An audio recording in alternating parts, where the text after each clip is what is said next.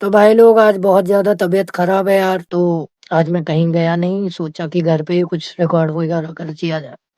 तो आओ स्टोरी की तरफ चलते हैं। तो ये जो स्टोरी होने वाली है आज की, यहाँ पर एक राघव नाम का लड़का रहता है, जिसकी एज ज़्यादा नहीं 11-12 साल की थी।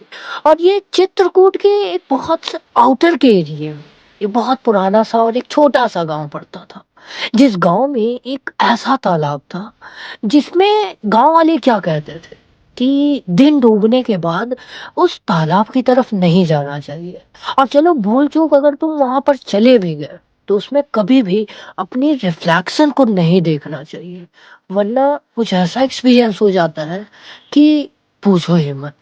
ये घटना काफी लोगों के साथ वहां पर घट चुकी थी। ये कहानी में ये घटना काफी लोगों के साथ घट चुकी थी। और ये जो लड़का था राघव, ये अभी 11-12 साल का था। ये अपने गांव वालों की बातों पर बहुत ज्यादा हंसा करता था, उनका मजाक उड़ाया करता था, क्योंकि इसको पैरानॉर्मल एक्टिविटीज के बारे में कुछ भी नहीं पता था। ये इसकी अभी इतनी मेच्योरिटी लेवल नहीं थी कि ये कुछ समझ पाए। ऐसा ही क्या होता है कि एक दिन का टाइम आता है, ये अपने दोस्तों के साथ शाम के टाइम पर बैठा हुआ था। तो अपने दोस्त से क्या बोलता है कि यार तुमने वो तालाब वाली के बारे में मतलब कुछ सुना है जो गांव वाले कहते हैं।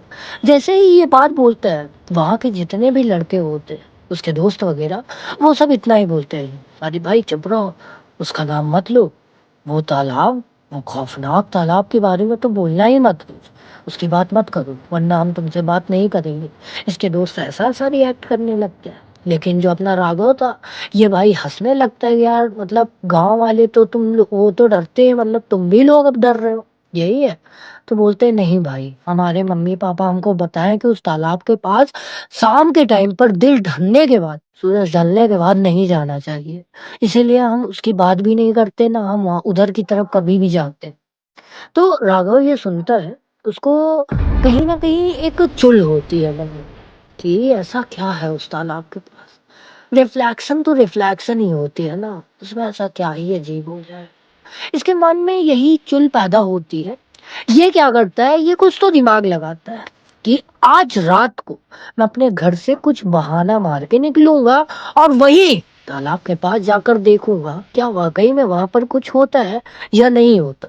ये सोचकर ये जैसे जैसे टाइम बीतता है, रात होती है, रात में 9:30 या 10 बजे के करीबन आसपास, या और जल्दी बोल लो 8:30 बजे के आसपास, अपने घर में क्या बताता है कि मेरा कुछ सामान मेरे दोस्त के घर पर रह गया है, या कुछ मेरा ऐसा सामान है जो मेरा दोस्त लेकर चला गया है, मैं उसको लेकर आता हूँ। घर वाले बड़ा सोचते हैं कि यार जाने देना चाहिए कि नहीं। तो बोलते हैं ठीक है, जल्दी जाओ, जल्दी से लेकर चले आओ, कोई दिक्कत की बात नहीं है, बस उधर तरफ मत जाना। अगर तुम्हारा कोई दोस्त उस तालाब की तरफ अगर उसका घर है या उधर से होने वाला रास्ता है तो अभी भी बोल रहे हो मत जाओ।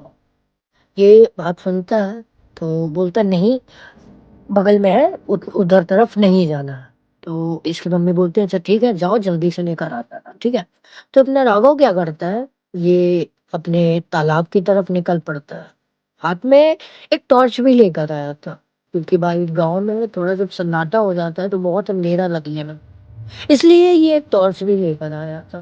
तो टॉर्च लेकर ये उसी तालाब की तरफ बढ़ रहा था। तालाब की तरफ जैसे ही बढ़ रहा था, रात की चांदनी रात थी, अगल बगल कोई भी नहीं, सिर्फ और सिर्फ हरियाली और पेड़ और पौधे। तालाब एकदम जमा हुआ सा था, जैसे एकदम शांत, कोई भी हलचल नहीं, कुछ भी नहीं, बिल्कुल शांत। ये अपना राघव क्या करता है, तालाब के पास आता है। तालाब देखता है, तालाब काफी ज्यादा चमक रहा था। जो अपनी सूरज की रोशनी आ रही थी, मतलब चंद्रमा की रोशनी आ रही थी, उससे काफी अच्छा लग रहा था। ये तालाब के पास आता है। तालाब में पहले तो टॉर्च मार कर देखता है, इसको कुछ भी नहीं दिखाई देता। फिर ये और तालाब के पास आता है। अब जब ये तालाब में से झुक कर रिफ्लेक्शन देखने लगता है, अपनी खुद की रिफ्लेक्शन, तो क्या देखता है कि बिल्कुल सेम टू सेम लग, बिल्कुल इसकी टू कॉपी, इसकी रिफ्लेक्शन दिख रही थी तालाब में। और वो बहुत अजीब-सा था, मतलब वो कोई नॉर्मल इसकी तरह नहीं लग रहा था। उसके चेहरे पर अजीब तरीके से ही कट लगे हुए थे। कहीं-कहीं से लाल पानी भी बहुत बुरी तरीके से बह रहा था। ये देखकर राघव कहीं न कहीं डर कर पीछे हटने लगता है। तभी वो जो शैडो थी, जो रिफ्लेक्शन थी, वो अपना हाथ ऊपर कर लेती है। लेकिन न राघव तो हाथ उठाया ही नहीं था। उसके बाद वो जो रिफ्लेक्शन थी वो स्माइल करने लगती है, बहुत वियर्ड सी स्माइल। ये देखने के बाद राघव काफ़ी ज़्यादा घबरा जाता है, क्योंकि जब ये कुछ हरकत कर ही नहीं रहा है, तो वो रिफ्लेक्शन कैसे? तभी वो रिफ्लेक्शन इससे धीरे से आवाज़ में क्या बोलती कि तूने आने में बहुत लेट कर दिया। ये सुनकर राहुल बहुत ज़्यादा घबरा जाता है, वो रोते-रोते घर भागता है और घर पहुँचने से पहले अपने आप को चुप कर लेता है, चुप हो जाता है बिल्कुल, ऐसा दिखाता है कि कुछ भी नहीं हुआ।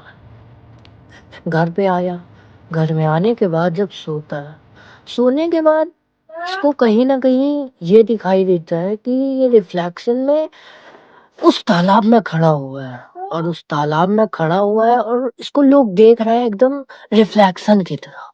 सुबह होती है, सुबह होने के बाद क्या पता चलता है कि रिफ्लेक्शन मतलब उस तालाब के रिफ्लेक्शन में उसका ही चेहरा दिखाई दे रहा था। एक बुजुर्ग आदमी आते हैं, वो बोलते हैं कि शायद रात के टाइम में तालाब में कोई तो झाँक कर देखा था। तो राघव बोलते हैं, अरे! ये कैसे हो सकता है? आप लोगों को कैसे पता है? तो वो क्या बताते हैं कि किसी लड़के का चेहरा तालाब में दिखाई दे रहा है। राघव जब वहाँ पहुँचता है, तो क्या पाता है, उसका सेम चेहरा वही तालाब में दिखाई दे रहा था। ये देखकर बहुत ज़्यादा घबरा जाता है। उसके बाद जो है अपना घर पहुँचता है। घर पहुँचने के बाद ये बात बहुत छुपाने की कोशिश करता है, लेकिन एंड टू एंड वो बात सामने ही आ जाती है। उसके बाद जो उस गाँव के कोई पंडित ब्राह्मण या कोई तो तांत्रिक वगैरह थे, उनसे बात करा जाता है। तो उसको कोई ना कोई तरीके से उसको एकदम फिक्स किया जाता है, जो उसने गड़बड़ी की थी, ताकि उसके साथ कुछ ऐसा ना हो जाए। तो ये एक बहुत छोटी-सी स्टोरी थी। आई होप आप लोग को कुछ ना कुछ सीख ज़रूर मिली होगी। सीख मिली हो तो एक लाइक ज़रूर से कर देना, और हाँ, चैनल पे नए हो तो चैनल को भी सब्सक्राइब कर लेना। और हाँ, मेरे इंस्टाग्राम के लिंक आपको डिस्क्रिप्शन बॉक्स में मिल जाएगा। आपके साथ आपके परिवार वालों के साथ कोई भी ऐसी दुर्घटना, इंसिडेंट कुछ भी है तो ज़रूर से लेके जाओ। हो सकता है अगला वीडियो आपके हिसाब से बने। तब तक के लिए जय हिंद, जय भारत।